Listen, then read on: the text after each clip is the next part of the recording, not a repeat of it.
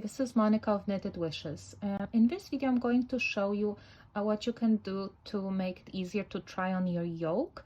This is something I do, and maybe it will help someone else, so I thought I would share it.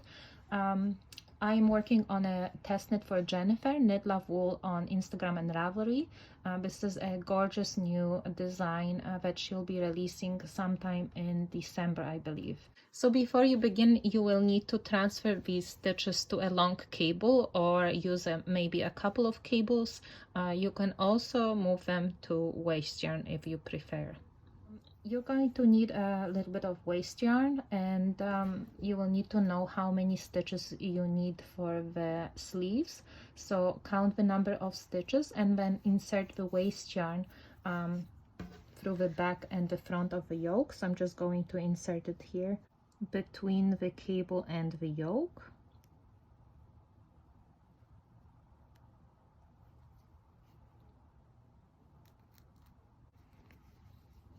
And then the front.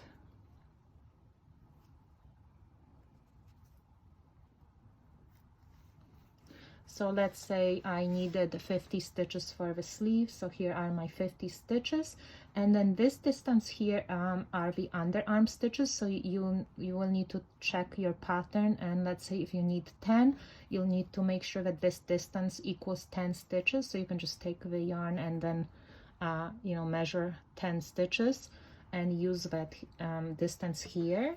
And then once you have that,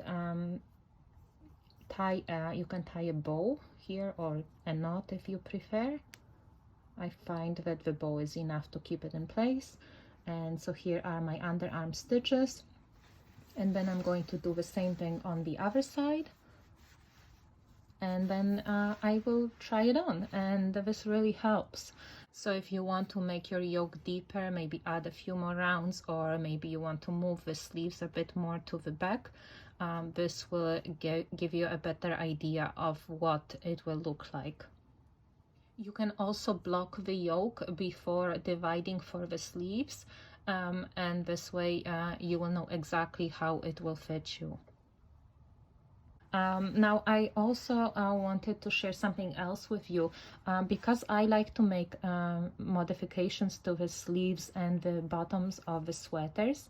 What I usually find is that I need to change the neckline.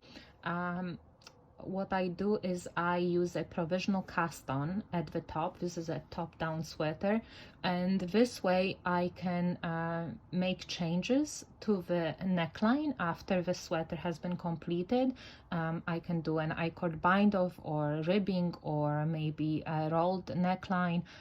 It's so much easier to do that when you have a provisional cast on at the top.